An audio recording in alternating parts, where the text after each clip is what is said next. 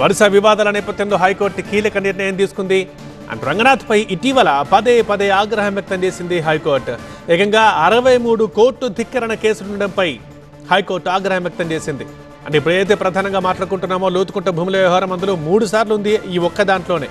కాబట్టి దీనిపైన ఆగ్రహం వ్యక్తం చేస్తూ ఇక రంగనాథ్ని తొలగించాలంటూ ఆదేశాలు జారీ చేసింది హైకోర్టు. అర్హత కలిగిన మరొక అధికారిని నియమించాలని కూడా హైకోర్టు సూచించింది.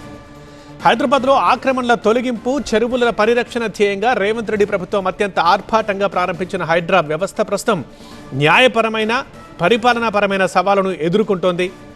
ఆక్రమణదారులకు చెక్ చెబుతుందని భావించిన ఈ సంస్థ కానీ ఇటీవల కొన్ని చర్యల వల్ల మాత్రం తెలంగాణ హైకోర్టు తీవ్ర ఆగ్రహానికి గురవుతూ వస్తోంది.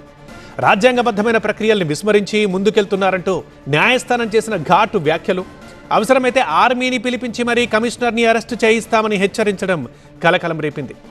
ఈ వివాదాలకు ప్రధాన కారణం హైడ్రా కమిషనర్ రంగనాథ్, అతని సిబ్బంది అనుసరిస్తున్న శైలేనని బాధితులు, న్యాయవాదులు ఆరోపిస్తున్నారు. కోర్టు ఉత్తర్వులు అమల్లో ఉన్నప్పటికీ నోటీసులు ఇవ్వకుండా లేదా సహజ న్యాయ సూత్రాల్ని పాటించకుండా ప్రైవేటు ఆస్తుల చుట్టూ కంచెలు వేయడం, కూల్చివేతలకు దిగవడంపై హైకోర్టు తీవ్రంగా స్పందించింది. న్యాయస్థాన ఆదేశాల్ని ధిక్కరిస్తూ పరిధి దాటి ప్రవర్తిస్తే ఎంతటి ఉన్నతాధికారినైనా చట్టం ముందు నిలబెడతామని న్యాయమూర్తి స్పష్టం చేయడం పరిపాలనా యంత్రాంగానికి ఒక గట్టి హెచ్చరికగా మారింది. చట్టబద్ధమైన ప్రక్రియ అనుసరించకుండా చేసే ఏ చర్య అయినా సరే అది రాజ్యాంగ విరుద్ధమే అంటోంది న్యాయస్థానం ఈ మేరకు తేల్చి చెప్పింది.